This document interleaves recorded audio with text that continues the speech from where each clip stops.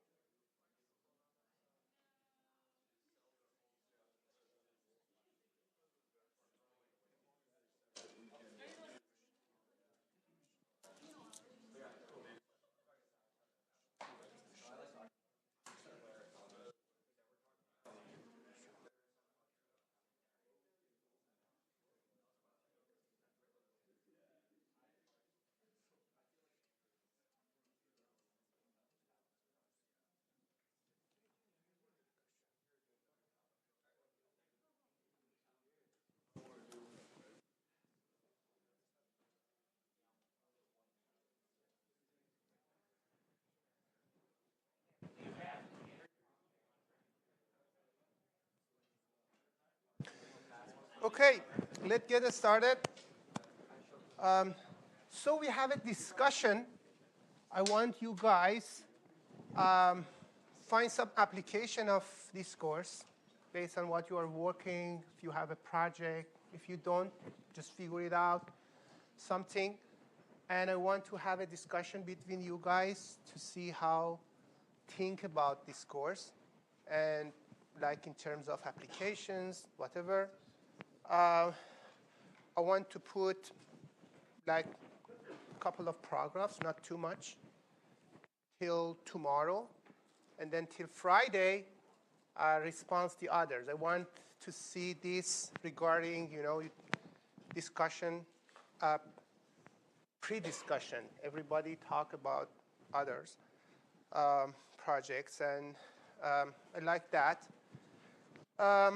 So what we want to talk today, what we had last class was about estimation. You're still in that part. That's an important part of this course. It's one of the outcome. The main outcome of this course is to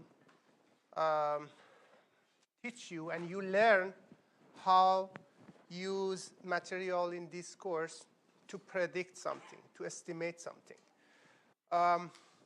Not normal estimation. So the normal prediction, we call it blind estimation. You just can get average and say, oh, that's my estimation. Like, for example, you want to see what you're going to be your grade for this semester. You can say, oh, last semester the grade was in average 70%, so I'm going to get 70% too. That's called blind estimation. But we don't want to do blind estimation. We want to do other methods to make it more precise. And we're going to learn those today. We started last class, and we're going to continue today. And this week, we're going to finish it. So we are still in estimation part. We talked about conditional mean. We're going to talk about covariance or variance as well, conditional covariance. And we also going to talk about something called mean square or mean square error or minimum mean square error when you want to optimize it. This is another method of estimation.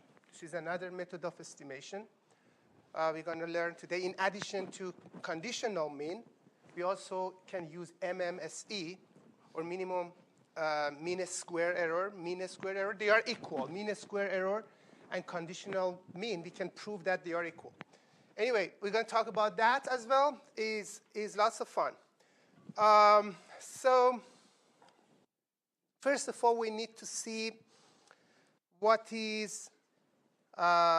estimation means. Estimation is actually like a theory that is kind of finding some unknown random variables.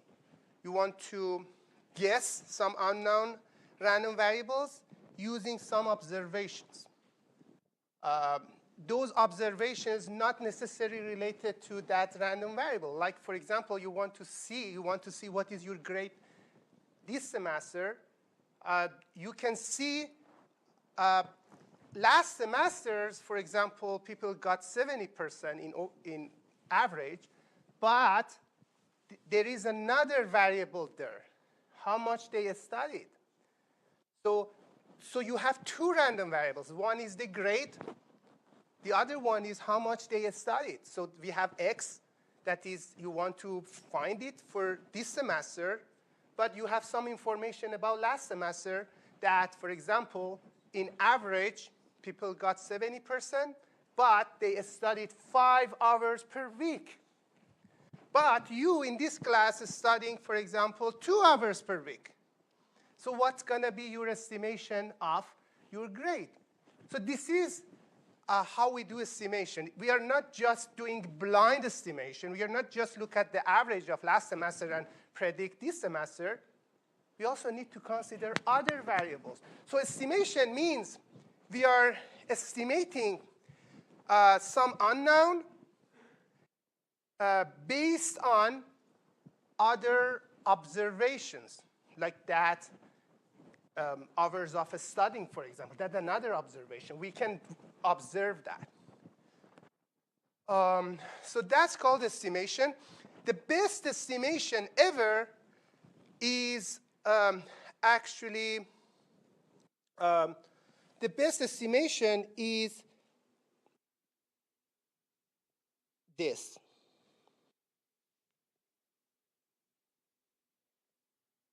P of X given Y. This is posterior. If you remember, posterior density.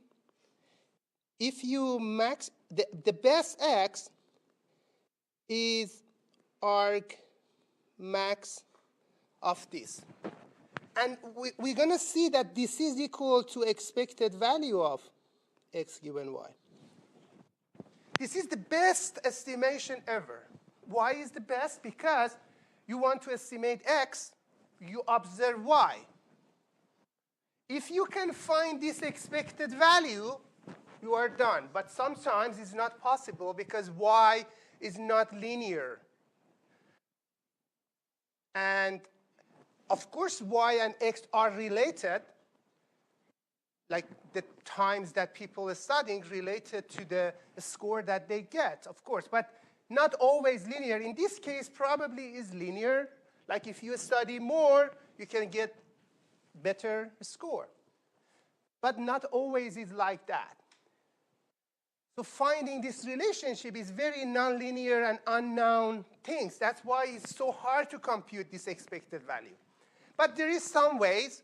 Sometimes we can imagine that this relationship is linear relationship.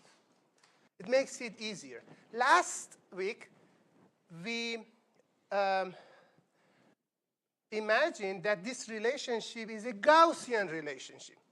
And we realized that with this assumption, how everything got smooth and nice. Because assumption that we had for Gaussian relationship between X and Y makes to find a closed form solution. We did some tricks. For example, we computed actually block representation of the matrices and then computing the square. Do you remember that? We made it simpler to find this one. We computed this one last week, and this is the best estimation ever. If you can find this, you are done. In a closed form solution, closed form means not approximation, not anything, randomly is exact result.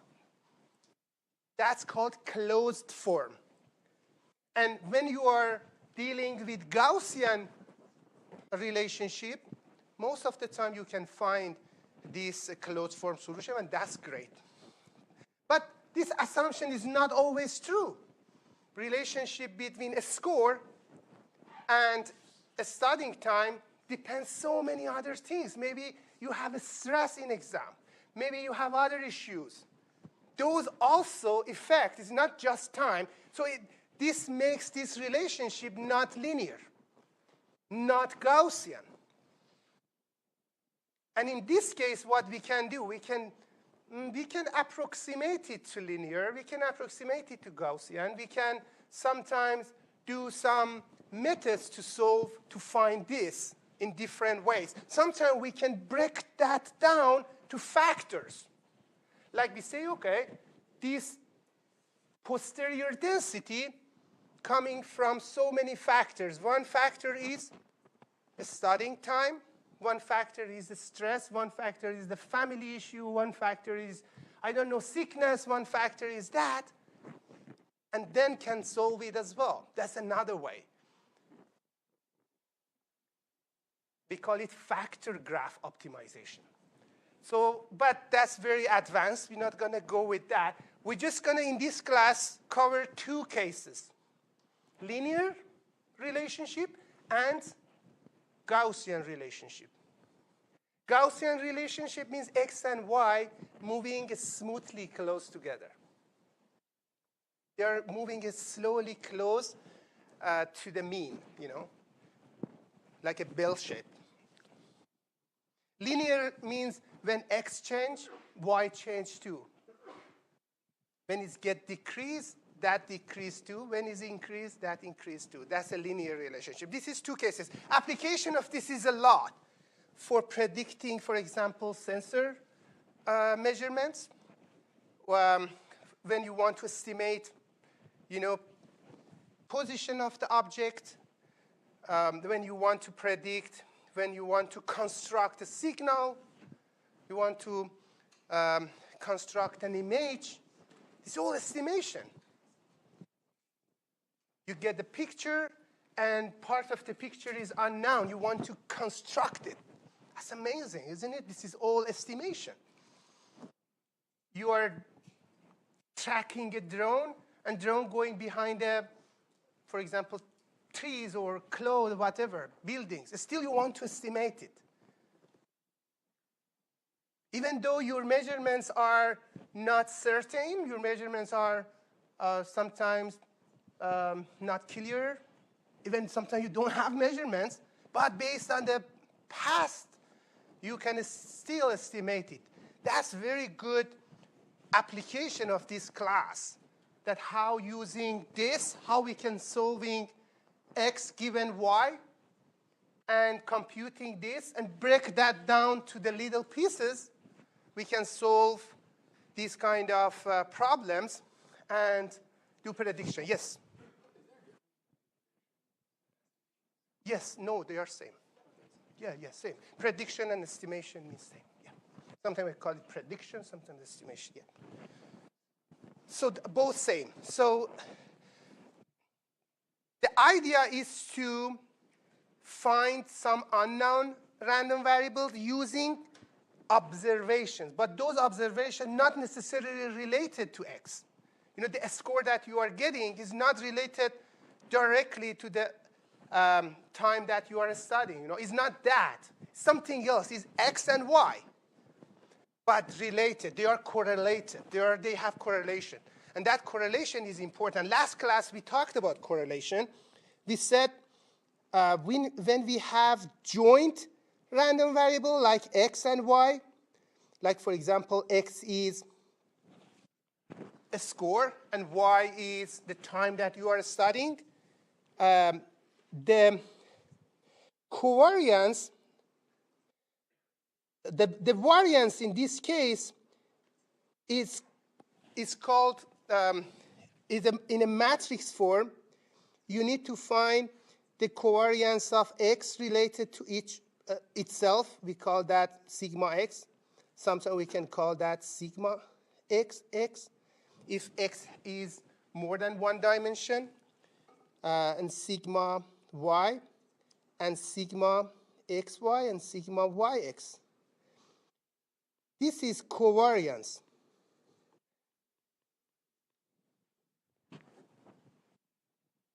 So anybody can tell me what is different between this sigma xy and sigma x, for example, or sigma xx?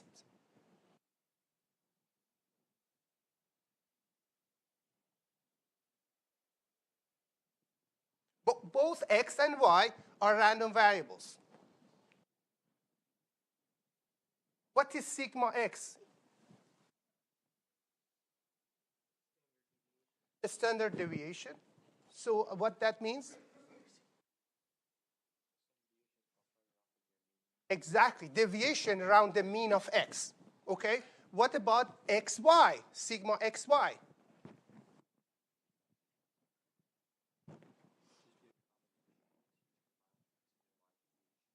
Combination of them, or how they are related to each other, like how they are changing together, how they are changing respect to each other. Still around the mean, but how they are related together. So this is showing how x and y are depend on each other, or how relate each other, or how they change together, with respect to each other. How they change around the mean respect to each other. So that's a covariance. When we are talking about variance, we just talk about one random variable. When we talk about covariance, it means between two random variables. Okay? So when we have joint random variables, we always have this covariance. Sometimes these two are 0, so it means there is no relationship between x and y. X and y are not dependent on each other. Okay? But most of the time related. Like in this case, in this example, your score compared to a studying time related. Maybe you say, no, it's not related, but I think it's related. Normally, when you study harder, you get better score. Oh, why always this has a battery issue? I don't know. Need to change the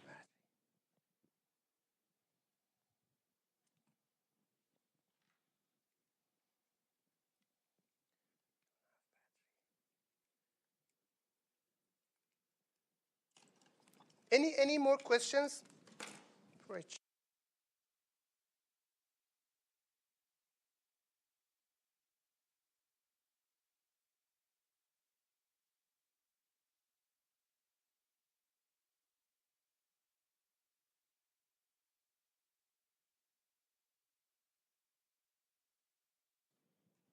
Okay, this works.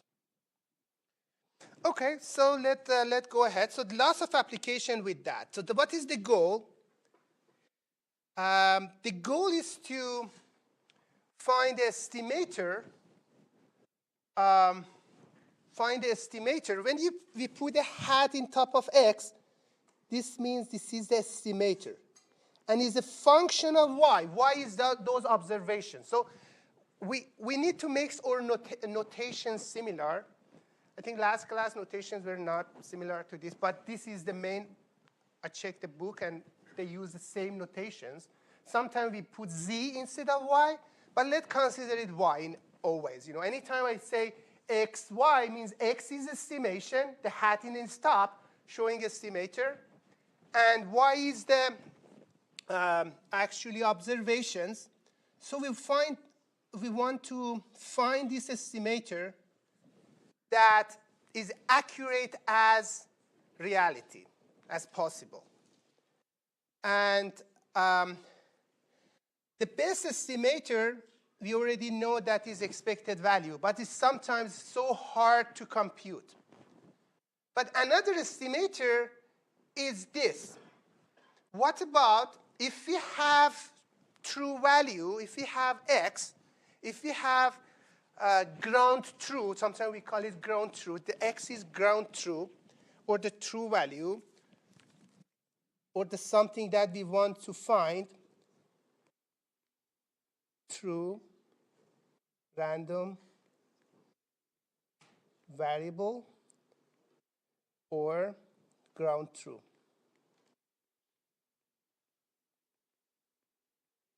And this is estimator. Estimate of x, function of y. So if these two be close together, we did good estimation. This is our goal. We want to make this distance as this error, this is the error. We want to make that as less as possible. So, and why we make it a square? Because a square makes it positive, and it's kind of a little give more penalty to this error. So this is called mean square error. That's an error, that's a square, that's a mean. Mean square error. Anytime we hear this mean square error, we are dealing with this. And I want to mention these two are equal. Instead of computing this, sometimes you can compute this. That's easier to study. Expected value of a square, you can get derivative. You can put derivative equal to 0 and find parameters. You had this type of optimization before. So that's called mean square error. And if you want to minimize it, it becomes to MMSE, minimum mean square error. This is what we want to talk today. How we can minimize this error. This is the error. Why error? Because x is something, the true value, the ground true, and x hat is estimator, and we want to make these two close. It means we want to minimize this error. And this error, if we minimize it, if there is some parameters involved, we can find those parameters using actually derivative. We can use derivative for that and find it. I'm just going to check to see everything in this recording is okay. Okay, good. Any question about these two? This is just, I want to mention what we're going to do. We need to compute this, but this is so hard. But if we compute this and make minimum of that, still we can find same results. Okay, let's talk about conditional mean. We started that last week. Remember, we said conditional mean is the best estimator ever. And it's actually result of this expected value. We already talked about that. Let's do some intuition why they are related to each other. The reason coming from this. You know, x and y, x is the value that we want to estimate, like your score. And y is the random variable that you can observe. That's, for example, a studying time. And they are related to each other. They make a joint random variables. Okay, a score and a studying time, joint variable.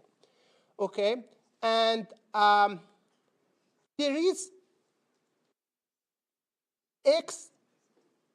I want to see what is this expected value of x given y.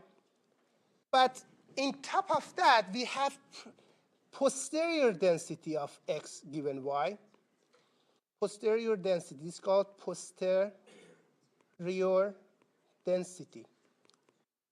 Posterior density, you are actually want to see posterior density of x given y.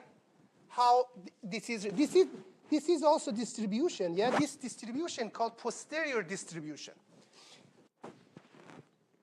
how this is changing, how this posterior changing. This posterior changing around is x is a random variable. X is a random variable that is related to the y. And previously, we talked about the best x is when we are maximize this posterior, or argmax.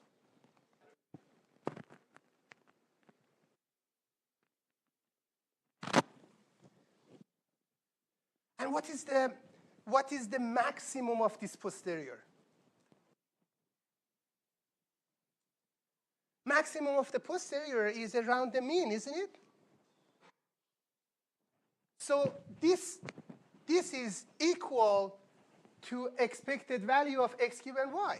So there is a proof for that. We can prove it, but it's higher than, we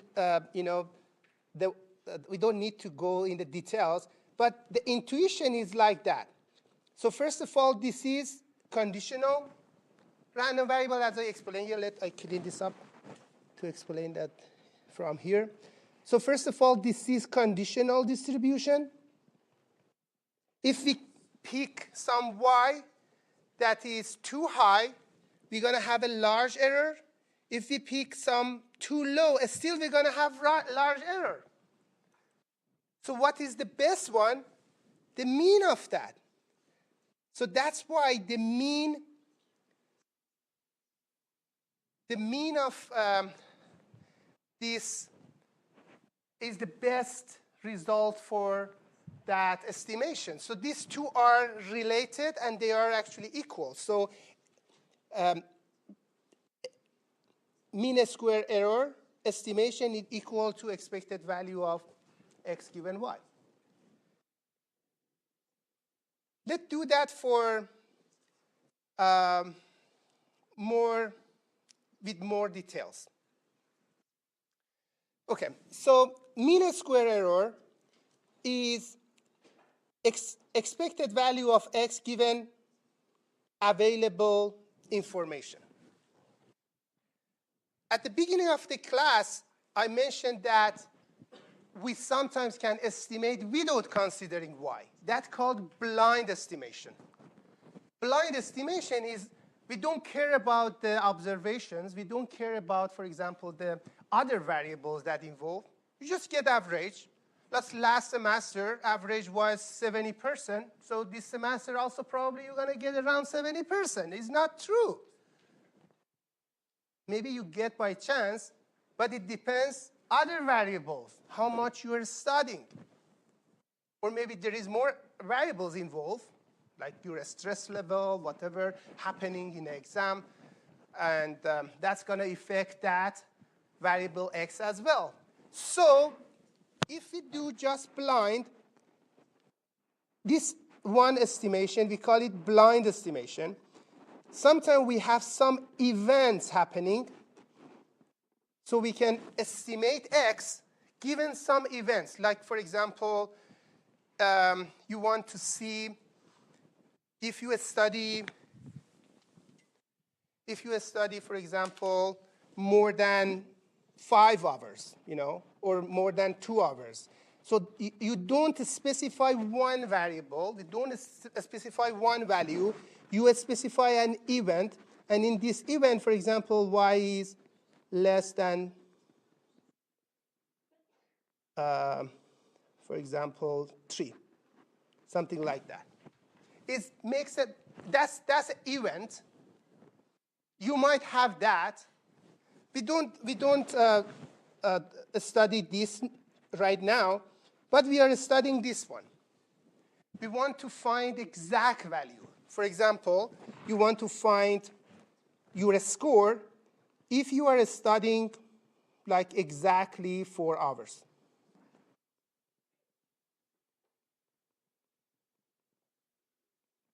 Studying time for that example. I'm just going to bring that example up to just understand what is x, what is y, We want to make it tangible. We want to make it understandable. without example, it's hard to imagine what's going on in estimation. It makes it a little complex. So in estimation, we have these three cases. Blind estimation, given some events, given some observations. Observations are observable, are measurable. You can measure them. You know how much you are studying. You can measure them. You can get average of them. Say, OK, every week I study 3 hours, sometimes 3.5, sometimes 4. When you get average, you know y, and mu of y, and even variance of y. This is observable. You can use some sensors to measure that. But x is not measurable. X is unknown. X is showing what is your grade. It's something unknown. You don't know anything about it. However, you know from last year, the x mean was around 70%. The variance was this much. And correlation was this much too from last year. You know that x and y last year changing like linearly, for example, with a factor of 50%. Like, for example, if you study 50%, like 2 times, you're going to get 50% more grade, something like that. You know this information from last year. Now you want to estimate your grade this semester if you study in average 5 hours. That's called estimation. I want in that discussion, you find some of these applications that you are dealing with in your project, in your classes, in your courses. Yes?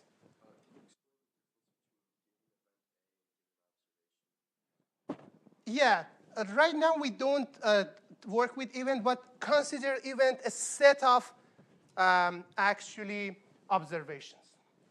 A set of observations. Like when y is less than 3 is a set of observations. Yeah.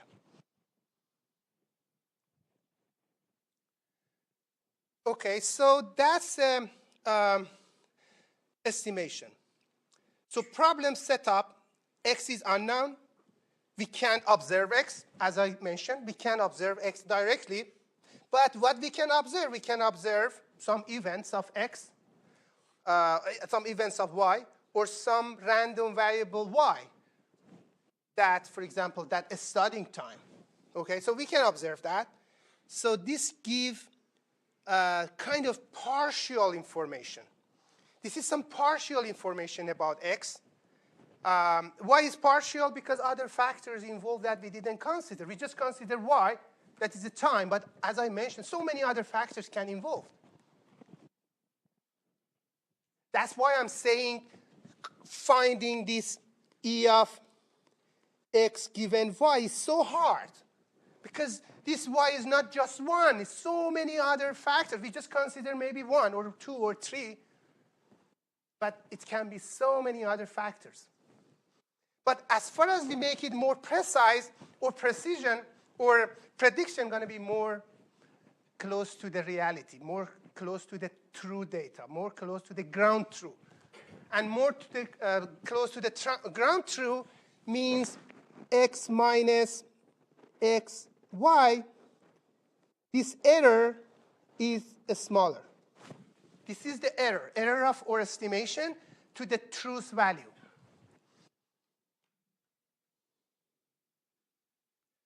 How we can find this error smaller? We can minimize this mean square error. This mean square error is coming from here. Any question about mean square error? Maybe you'd say, OK, what is this x? We don't have it. How we can put it in formula? Yes, that's true. We don't have x. But still, we can put it in the formula and get derivative based on some unknown. Maybe you imagine this estimation is linear, Gaussian. If this is linear Gaussian, you can break this expected value down to the formula. Last week, we talked about it. We said expected value, if x and y are Gaussian, I mean their relation between them is Gaussian, x given y is equal to mu x plus sigma xy, sigma yy inverse y minus mu y. Remember this? We found this.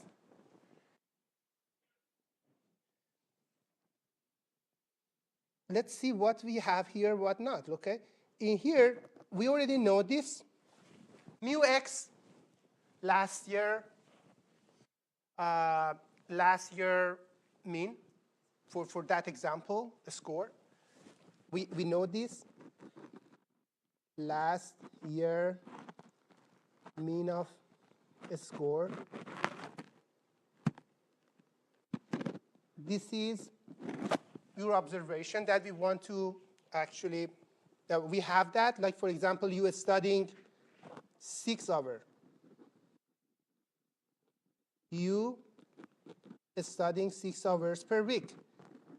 And this is the average of studying.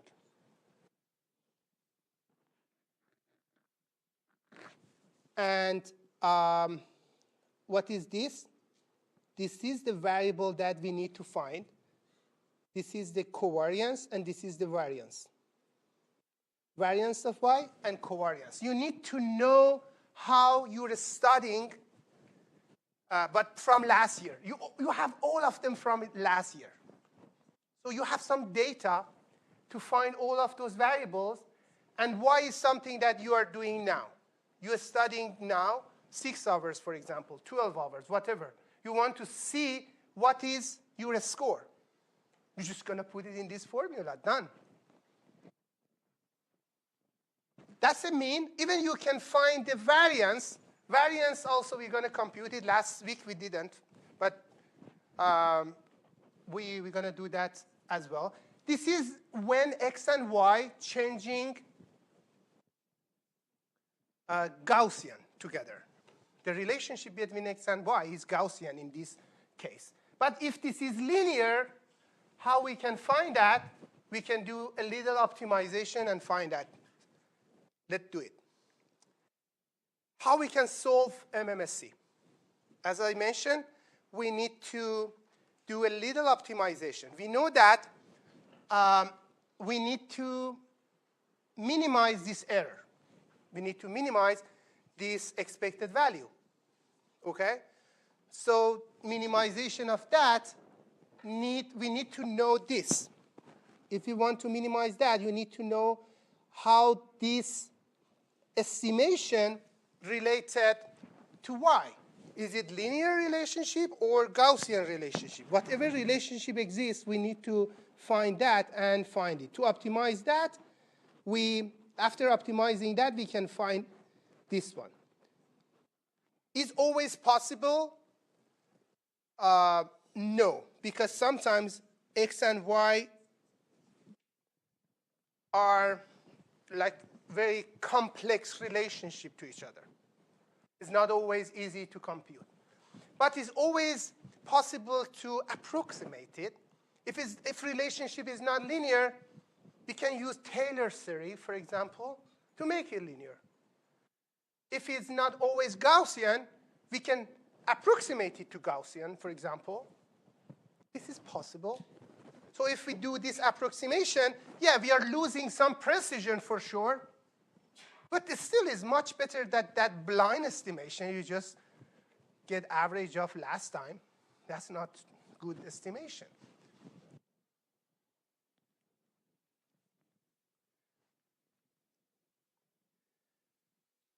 Okay, so if we consider linear relationship, this estimation of minimum mean square error becomes linear minimum mean square error. We add one L at the beginning. If we consider this relationship linear, this is the relationship that showing the relationship is linear. Maybe you say, why you wrote this complex? Why you put mu? You just can write AY plus B is equal to X. Why you didn't write this? That's the same. Why I make it two variables, a and b? I just can consider one unknown variable here, a, but the other variables are given. From last year, we already know that mu x, not just last year, many years, for example, we have lots of prior information. Those called prior information. We know those. We know mu x, we know mu y, but we don't know a. And y is also given. Y is, for example, you are studying 6 hours, you want to see what is your grade. You knew that people before studying 5 hours and get 70%, but you are studying 6 hours. What is your score right now? Your score right now coming from this formula. If the relationship is linear, it makes sense to be linear. When you study more, you get better score. So you have this, you have this, you have this because it's 6, but you don't have A. So if you put this there, it's going to become an optimization problem. But because this is square, easily can get derivative and find this A, put it 0, and find A, done.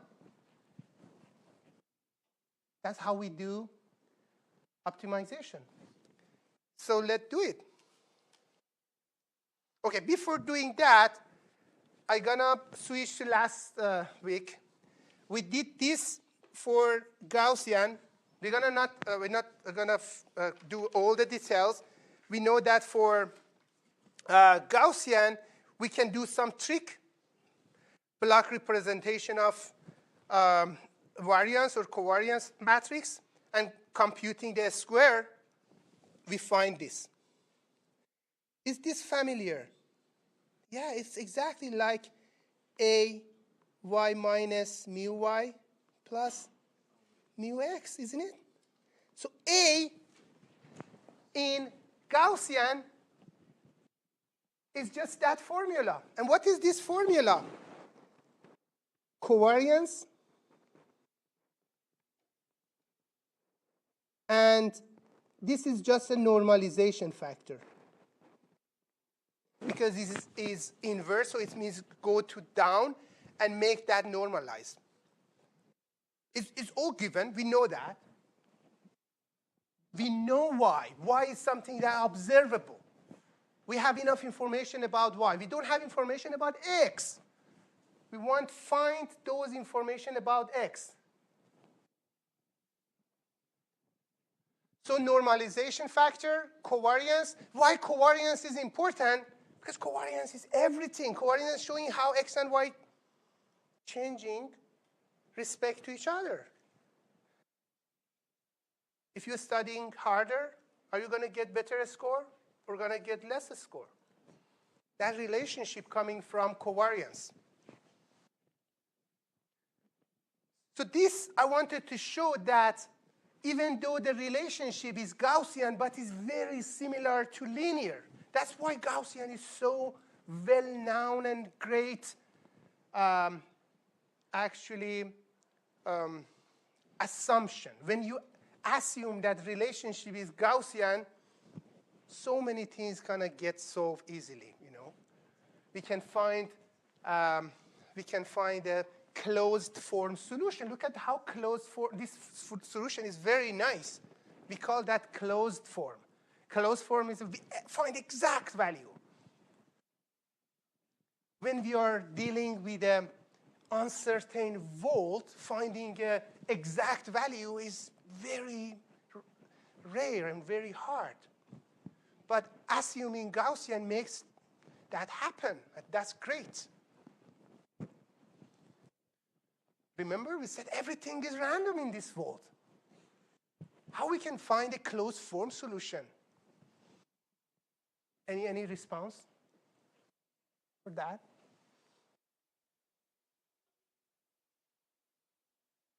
That's a closed form solution. It's the exact value coming from that if you consider Gaussian. So what is the uncertainty here? Why I forgot to mention?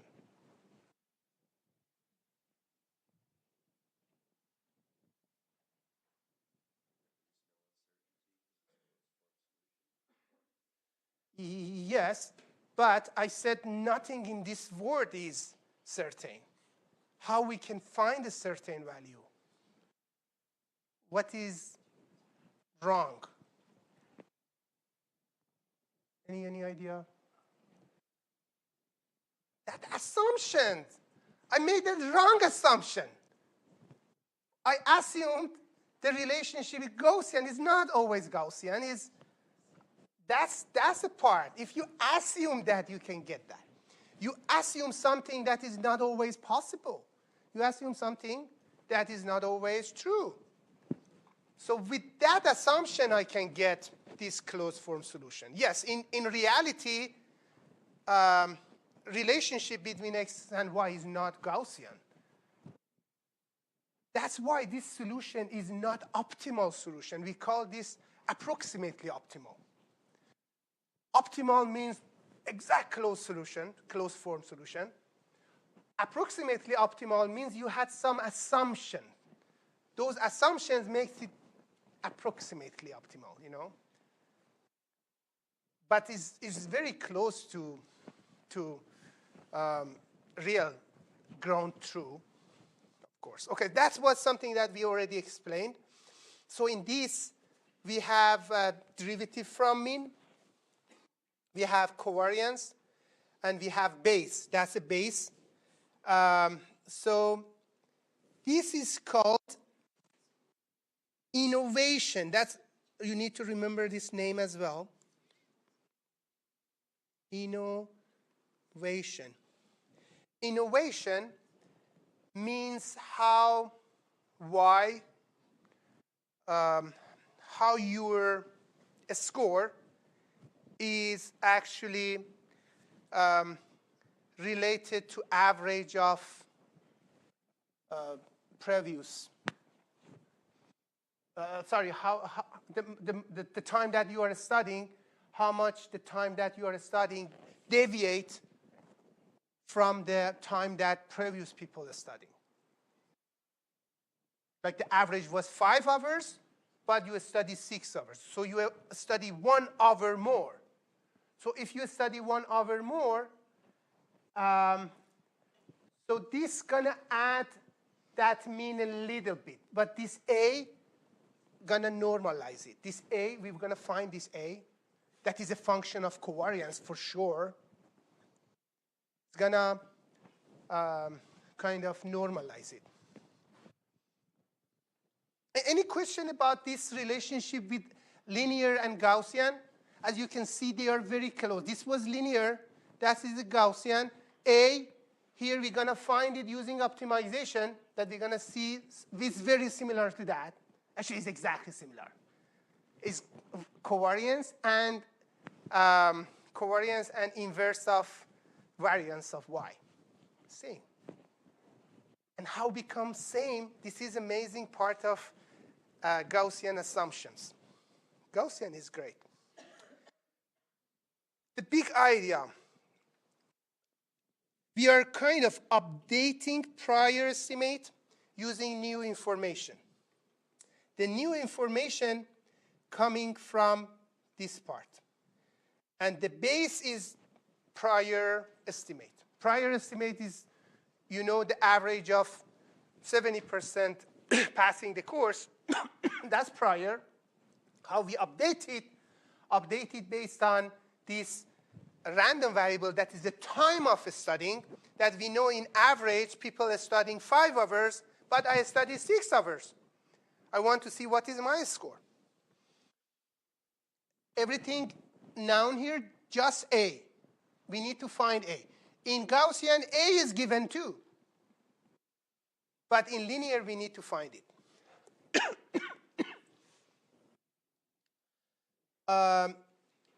Last week, we didn't complete conditional covariance. Conditional covariance is sometimes we need that because we want to see if we estimate something, how good is your estimation? The covariance showing how good your estimation is. Like, for example, you are detecting a position of target, And you want to see how good is this estimation, how your estimation is close to real value. So that's coming from covariance, isn't it? So the covariance also can be computed in the same way with these tricking things that we mentioned, block representation of the covariance and computing the square. We can find the same way, very similar case. Why is similar? So still you have prior, covariance of prior, and we have some information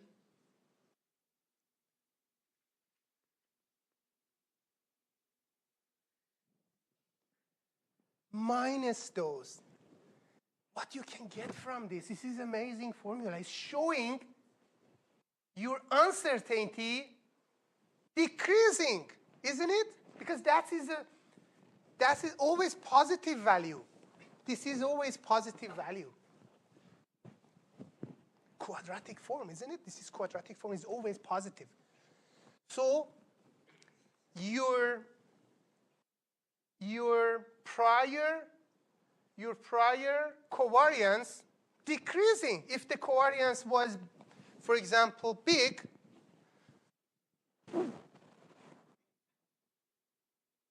so for example, this is your prediction. This is the target. For example, you have a system to detect the target, and you use radar or LiDAR, whatever. This is the target. You predict that it's around this area. And this is sigma xx, showing the ellipse around the mean. This is the mean, E of x, that we have from information that we have.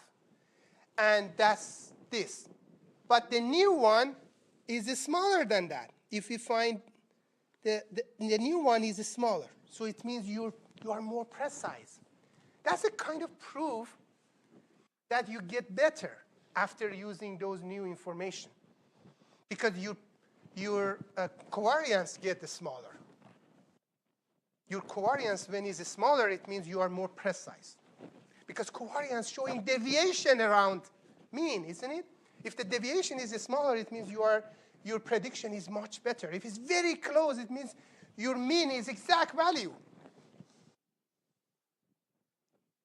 So that's very important. That's very important, that showing estimation helpful. I mentioned here, this is smaller than that, and that's great.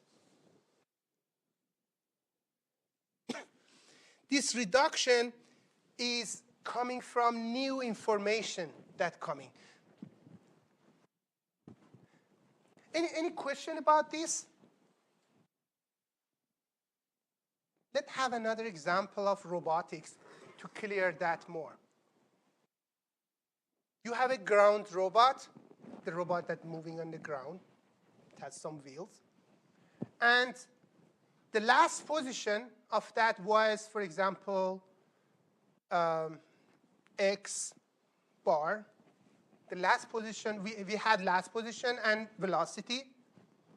So we can predict if this robot moving with this velocity, and it was there, in 1 second is going to be in a new position.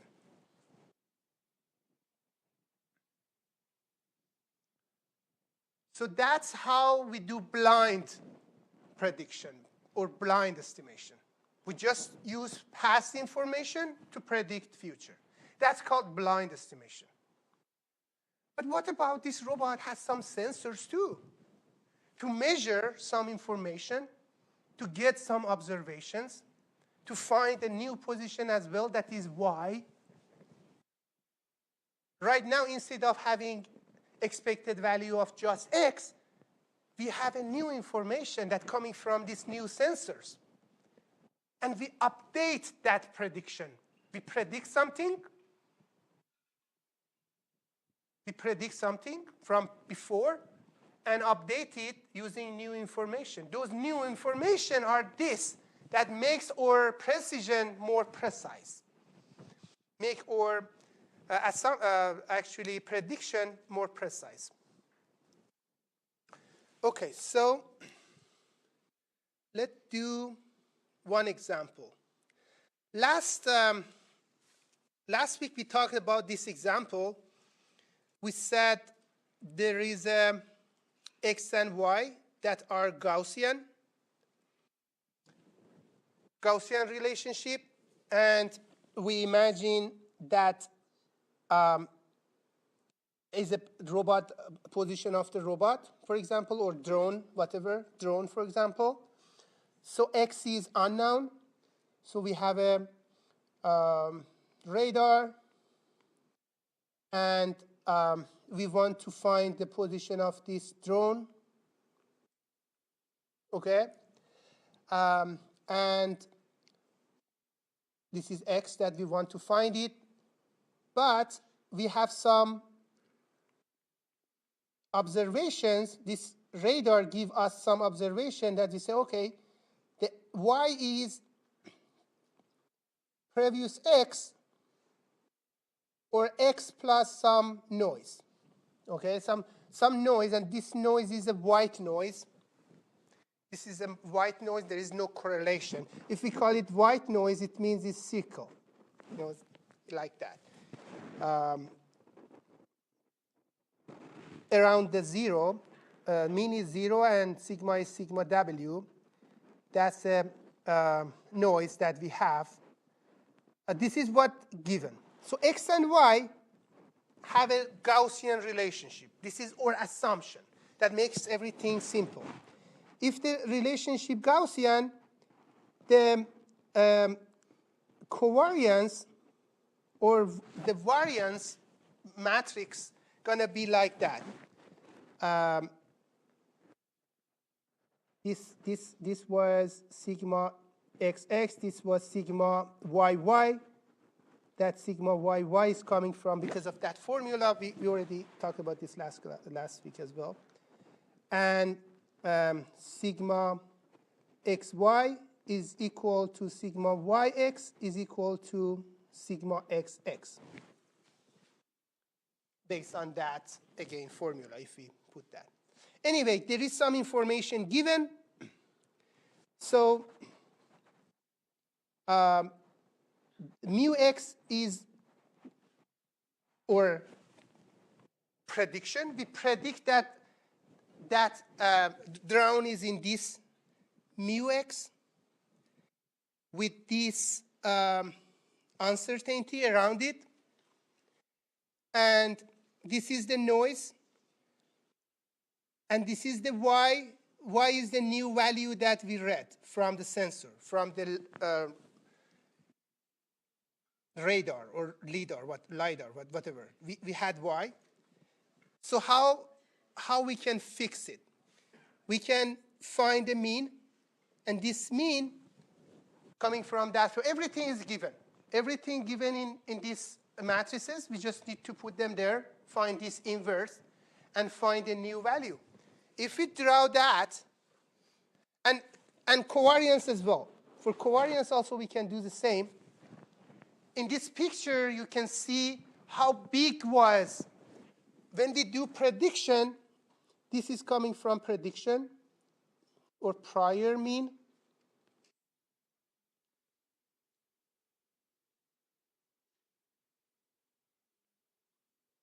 And this is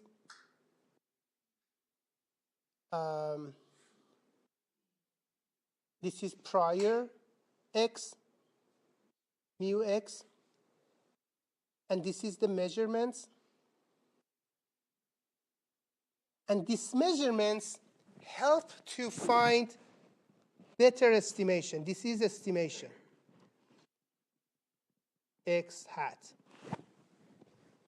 So as you can see, if you draw those pictures, these values, if you draw it, you can see this covariance get smaller.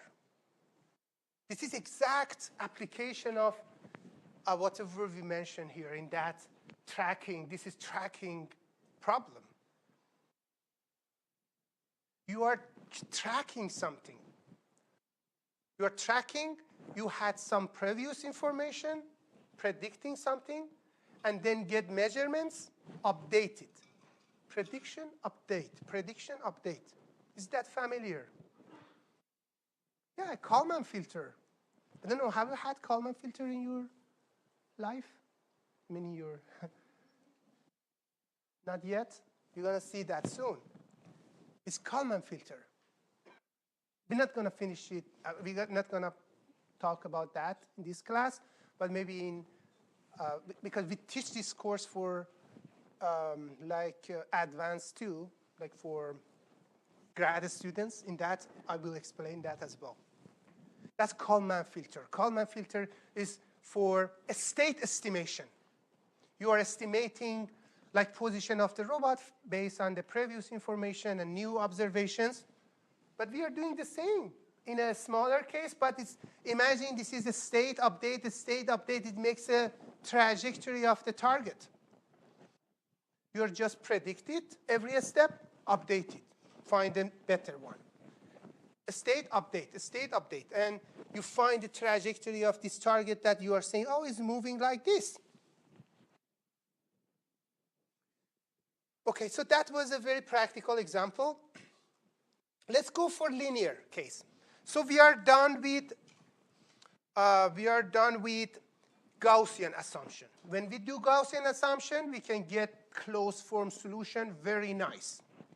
The rest is just putting those values inside and find actually mean and covariance or variance.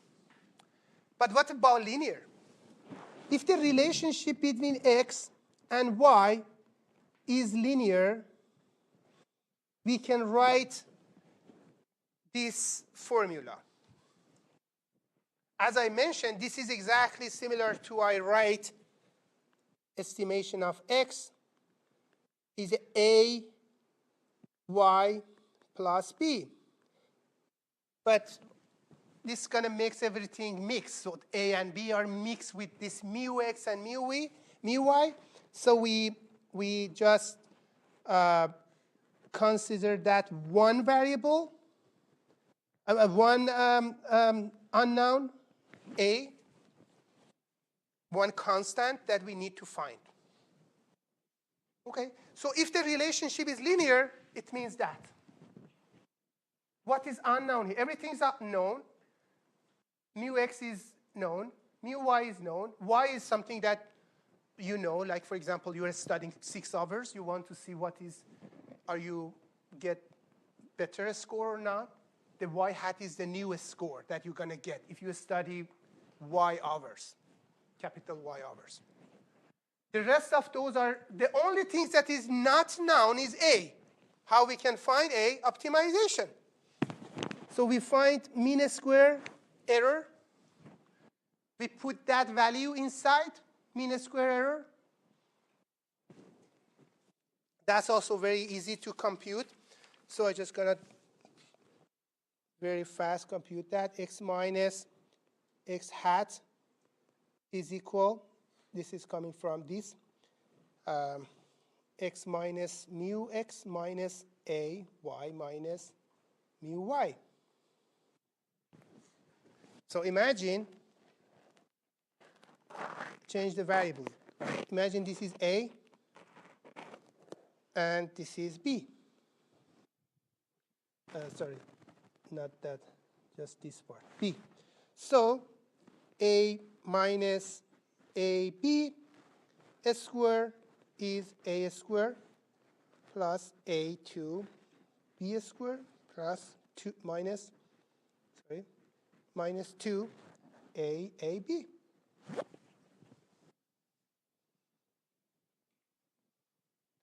It's a square formula. So right now, if you put a x minus mu and y minus mu, this becomes sigma x. This becomes a2 sigma 2. and the rest becomes covariance, because AB.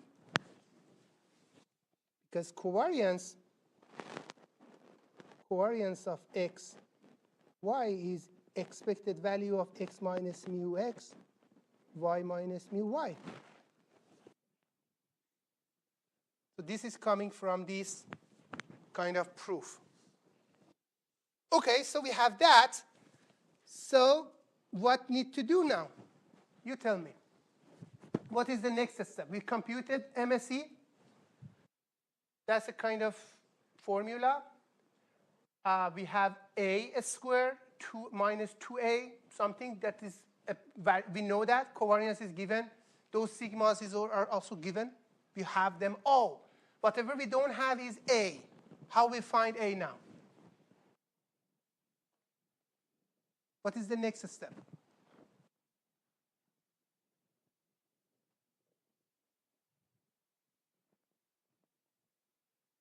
What is the next step? Can you guess it?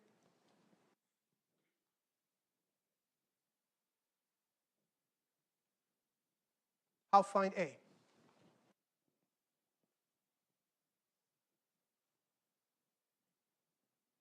Like that. I use time. How find A?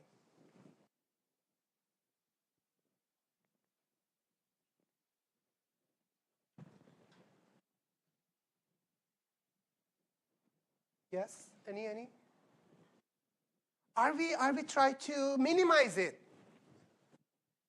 This is error. This mean square error. We want to minimize it. Yeah? How find A now? That you know we want to minimize it. Did you minimize before something?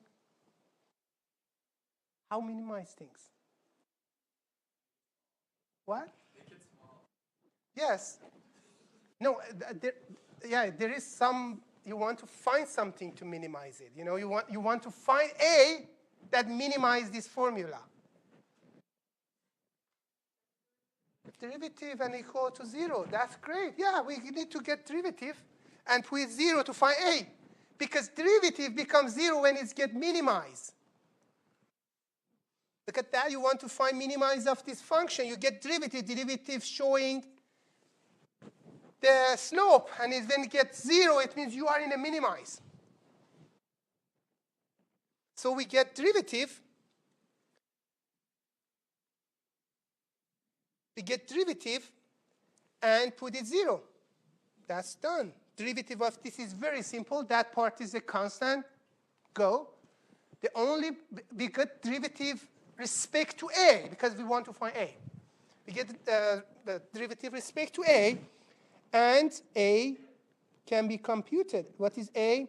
A is a function of covariance. Do you remember I mentioned? This is always a function of covariance and sigma y squared. This is so familiar, no? It's exactly what we had in Gaussian.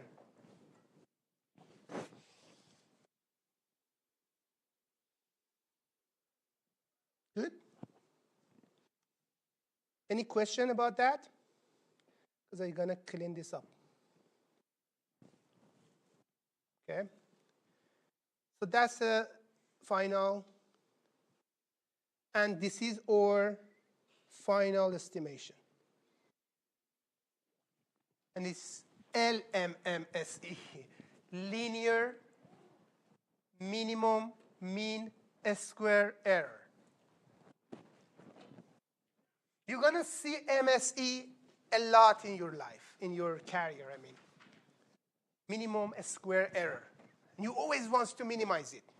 Because it's a square error. You want to minimize error to be better, to have better prediction. Have example. This example is also very practical. Imagine you are testing a drone. You're working in a drone in your workplace, whatever, and they want to test how far this drone can go with some specific battery, for example. But there is some factors, and factor is wind. So you have two random variables. One random variable is a flight range, kilometers, for example. The other is a speed of wind, y. Y is the speed of wind, meter per second, for example, that can be observed.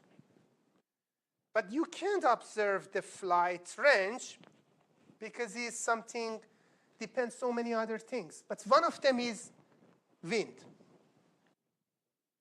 Okay? So, but we have some information.